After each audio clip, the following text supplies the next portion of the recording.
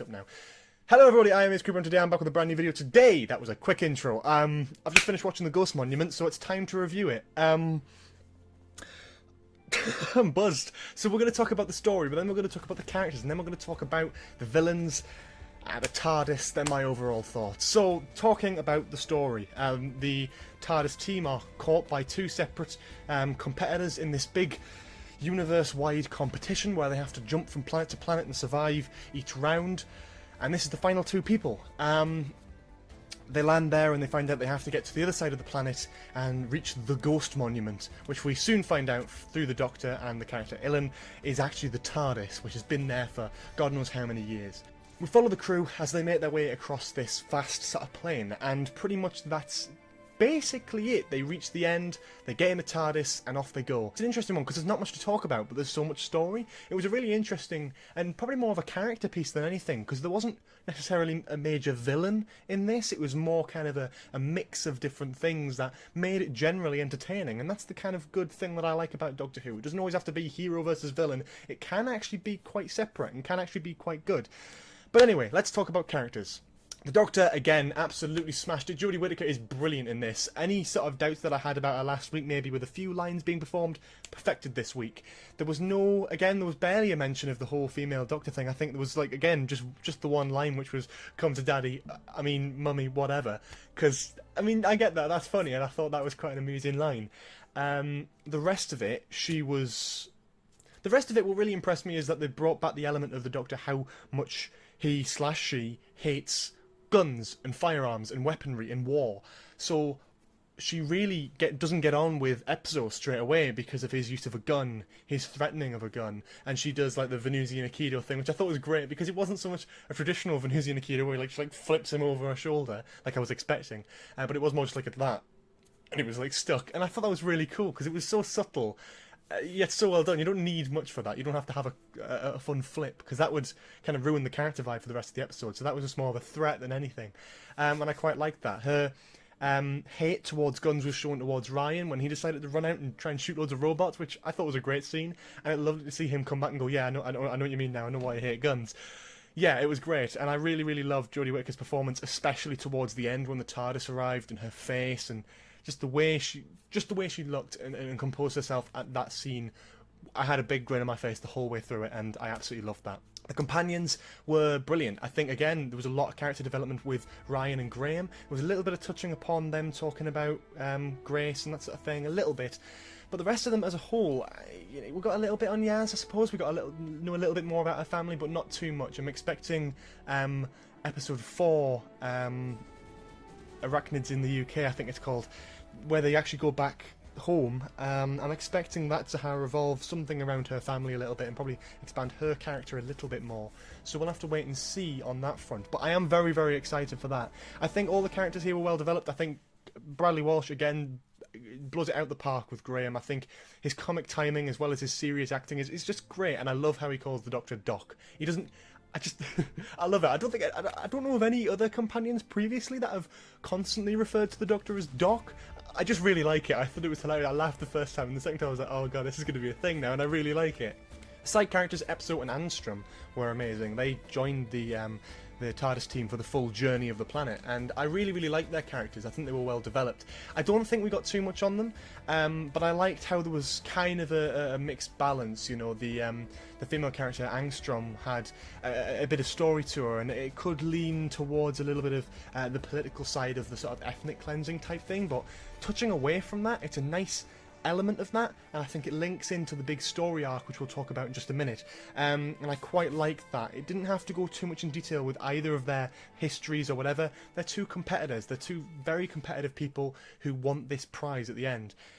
They didn't like each other, but they got to like each other in the end, and I think Hetsko presented that as well. You know, I mean, there's not really much to like about Hetsko. He's just a bit of an arse, but overall I think his character developed quite well, especially the whole thing with threatening Glyn at the end, with the whole, we're doing this together, we're both getting a prize and we're both getting off this planet. That's how this works, because, you know, at the beginning he would never have said anything along those lines, so I think that's quite an interesting development, and I really did like that.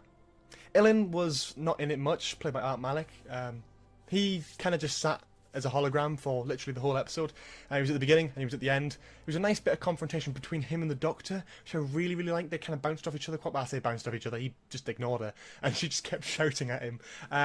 The moment where he like kind of reveals what the Ghost Monument is, and it shows a hologram of the TARDIS, and that the connection with the 13th Doctor and that was great with that. But I don't think Ilan had much character. But at the same time, I didn't think he needed much character. And the story arc, the Stenza. The Stenza were referenced quite heavily in this episode, which is a bit weird. They had a moment where they were like, okay, the Stenza. So they're setting that up really well for a sort of series arc. I don't know how I feel about it. When I first heard that the Stenza were possibly a series arc, I wasn't 100% sure, if I'm being honest with you. But now I like it, I think. I think I'm more attuned to it now. They just better play it out well, because I'm kind of worried and slightly concerned that it may not work out too well. But, hear me out. I think it might work, and I think it could work if done well. So we'll have to wait and see how that pans out. Connection of Graham saying he lost his wife to one of the Stenza warriors, and then Angstrom saying, yeah, me too.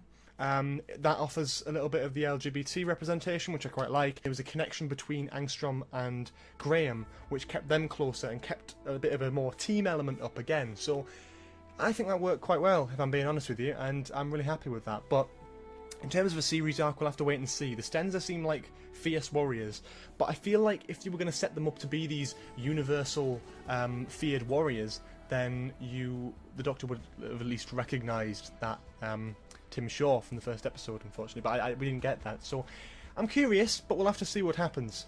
I thought the ribbons were pretty cool, the way they kind of moved around and obviously like started to choke episode at some point. I really liked the voices behind them, whoever was voicing them. I can't remember your name, sorry, but a really nice, like, informing voice, very out there and very well spoken, and very much talking down to the Doctor. Was it the Timeless Child, I think is what they called the Doctor, and they went inside their head? That moment, I need to rewatch that, because that moment was like, oh my god.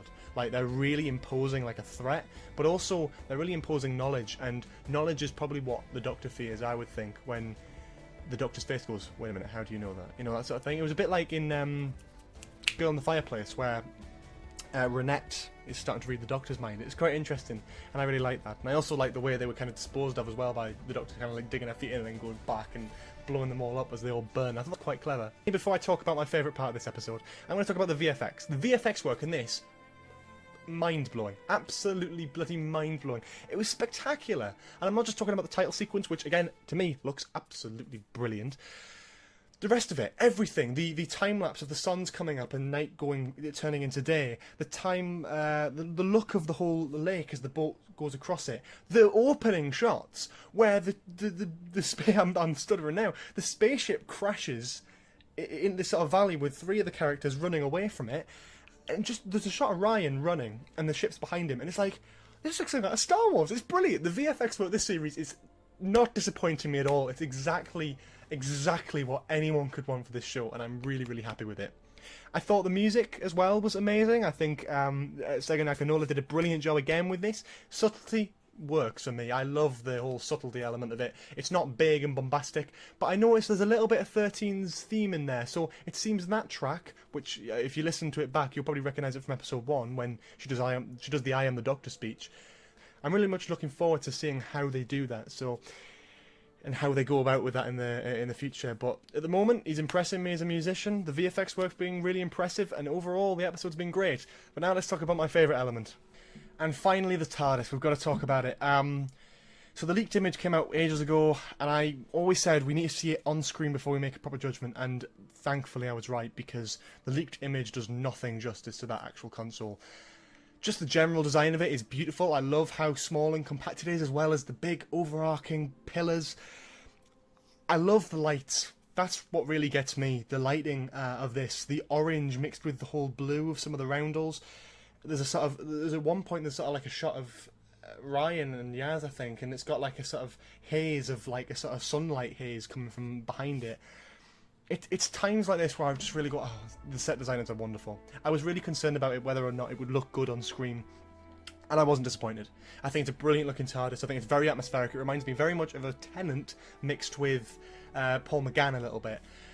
Talking about the actual console itself, I love the rusticness of it. Again, it reminds me of Tennant, the whole way it's all just like pieced together bit by bit. It's not big and expansive, like a 12th Doctor's TARDIS was, where it's all like high tech and futuristic. It's just like a pedal and like something that dispenses a custard cream. I love the little glass figure of the TARDIS as well that spins round, and I love the little sand timer as well. Everything about the new TARDIS design made me smile. I had a massive grin on me the whole time. There was nothing about that disappointed me. I'm going to try and watch a little bit of it now, just so I can even get a grasp on it. Like, just everything about it, the way it's all kind of like leveled.